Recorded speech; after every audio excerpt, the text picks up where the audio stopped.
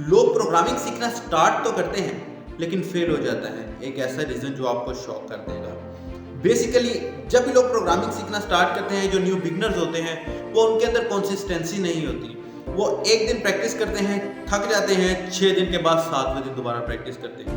2-2, 4-4, 5-5, 6-6 दिन का गैप लेकर आते हैं, जिसकी बेस के ऊपर उनके अंदर कंसिस्टेंसी नहीं रहती, सीखने का मोटिवेशन नहीं रहता और एक टाइम ऐसा आता है वो कहते हैं कि भाई ये तो बहुत मुश्किल है, हमसे ना हो पाएगा। लेकिन अगर आप इसकी बजाय डेली के 20 से 30 मिनट सिर्फ कोडिंग को दे दें, एक ऐसी लैंग्वेज सीखने की, ऐसी प्रोग्रामिंग या प्रॉब्लम सॉल्विंग का स्किल सीखने की कोशिश करें जो आपका फ्यूचर बदल सकता है, तो वो 20 से 30 मिनट की डेली बेसिस की कंसिस्टेंसी और आपका टैलेंट आपको कामयाबी दिला सकता है। और यही 6 मंथ्स के अंदर अंदर अगर आप जस्ट 30 मिनट प्रोग्रामिंग को देते हैं डेली बेसिस के अंदर, ये 6 मंथ्स के अंदर अंदर आपका पैशन भी बन जाएगा, आप थकेंगे भी नहीं और आपकी रूटीन में भी शामिल हो जाएगा। और जब आप 6 मंथ्स का गुजार लेंगे टेन्योर, तो आप देखिएगा आप बिगिनर से लेकर इंटरमीडिएट लेवल तक पहुंच चुके होंगे और यही आपकी कंसिस्टेंसी होगी जो आपका पहला प्रोजेक्ट दिखाएगी।